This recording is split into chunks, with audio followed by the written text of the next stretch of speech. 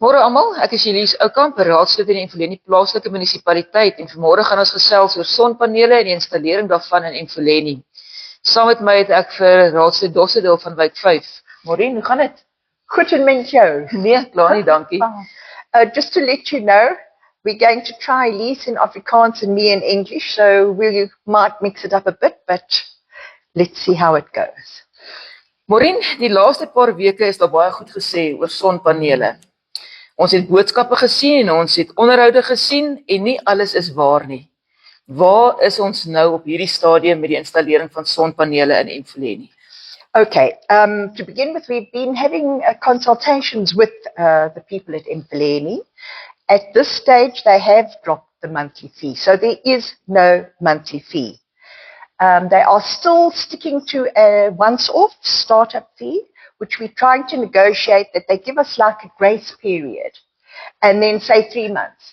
After the 3 months, then they will charge you if you haven't registered, because registration of solar panels is a worldwide standard, and we do support registration of solar, and Cape Town, in fact, are leading the way with this sort of thing. Mooi. Maureen, as jy gou vir my, is die ding nou al in werking? Gaan daar nog publieke deelname wees? Het die inwoners nog 'n sê in die proses? Yes. The public participation process has as yet not been announced. Therefore, any objections or any comments prior to the public participation process are in fact invalid, because that is at this stage, until it comes to public participation, it's actually hearsay. So the draft policy will be represented. It's being drawn up again with the changes, and hopefully we will be able to negate that once-off fee, but we can only try. Goed.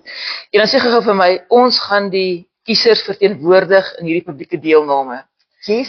Waarvoor beklei ons? Wat wil ons sien moet gebeur? Okay, specifically want, obviously the no monthly fee, which is already through. We don't want an upfront fee to begin with. Look, if people don't register, and they should register, I'll just quote some of the laws a bit later on, then it should be almost like a fine. But we will say to the residents, we also want them to feed back into the grid. There are a lot of people that do want to feed back. The smart meters, in fact, are programmed to feed back into the grid. Payment on that is minimal worldwide. I did read up what's happening in the rest of the world. Just because we're South Africa and we're 40 years behind and nobody obeys the law doesn't mean our policies should not be in line with world standards. In die stad Kaapstad waar die DA regeer, daar word die mense vergoed as hulle terugstoot in die grid. En dit is presies wat jy nou sê wat ons ook wil sien in Emfoleni moet gebeur. Yes, Cape Town, in fact, they've gone into quite a few, I think it's public, private partnerships, and they are in fact, they have some large solar farms in the Western Cape. So I think that's the way to go. We can't kid ourselves, our grids are not going to improve in the near future. Maar ons het nou geraak aan die bedrag, sand en rente, rand en sent, en ons weet in Emfoleni betaal ons gereeld, maar ons kry minimum daarvoor. So daar was die twee bedrag gewees. Jy het nou klaar vir ons gesê, die maandelikse bedrag, dit was 'n heusy, dit gaan nie gebeur nie. Die eenmalige bedrag, kan jy net vir ons so vinnig vertel, waarvoor is die eenmalige bedrag asseblief? Ja, as jy nie omgee nie, gaan ek dit bietjie verder lees, Yes. sodat ek nie vir die mense bietjie omlei. Om die what? Boslei. Om die boslei, that I don't lead you around the thing. The one thing is for the actual charge of the person to go out. I think they put that at about 1,800 Rand. The second one is verification of the COC. As we all know, we all do, the people with solar, we all do have COCs. But as you know and I know, you can buy a COC, and you get COCs and you get COCs. So we need to ensure that when somebody installs solar and they get a COC, it is a proper COC by a person that is competent and capable, that has checked the wiring. Because if your wiring is not right, you endanger the lives not only of your own family by burning your house or by surging in your house, but the electricians that work on the municipal grid. you endanger their lives as well. So it is vital that those COCs are done correctly.